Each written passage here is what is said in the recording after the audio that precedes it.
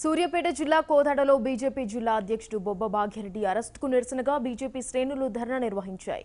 అనంతరం పోలీసులు భాగ్యరెడ్డిని విడుదల చేశారు. తనపై వచ్చిన ఆరోపణలు ఖండిస్తూ తన నిజాయితీని నిరూపించుకోవాలని భావించి మేళ్ల చెరువులో గల శివాలయంలో ప్రమాణం చేద్దామని భాగ్యరెడ్డి సమాయత్తం కాగా పోలీసులు అరెస్ట్ చేశారు. ప్రజాభిప్రాయ సేకరణ జరిగిన దాంట్లో భారతీయ జనతా పార్టీ జిల్లా అధ్యక్షుడు బొబ్బా భాగ్యరెడ్డి ముడుపులు తీసుకున్నాడు కాబట్టి ప్రజాపరిషత్ రాలేదని అంటున్నాడు సైదిరెడ్డి ఎమ్మెల్యే. నేను ఒకటే సైదిరెడ్డిని సవాల్ విసురుతున్నా. నువ్వు నీ చెంచాలతో సోషల్ మీడియాలో పోస్టులు పెట్టిస్తున్నావు.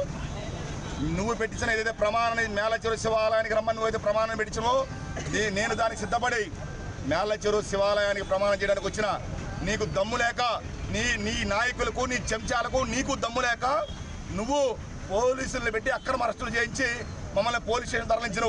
ఈ పోలీస్ స్టేషన్ మేము దేవాలయం అనుకుంటున్నాం. ఈ దేవాలయం సాక్షిగా ప్రమాణం చేస్తున్నా నాకు కానీ మా భారతీయ జనతా పార్టీ వారికి కానీ ₹1 ముడుపులు తీసుకునే వాళ్ళం కాదు మేము. నీకు నిజంగా దమ్ము ధైర్యం ఉంటే మా మీద నిరూపించు.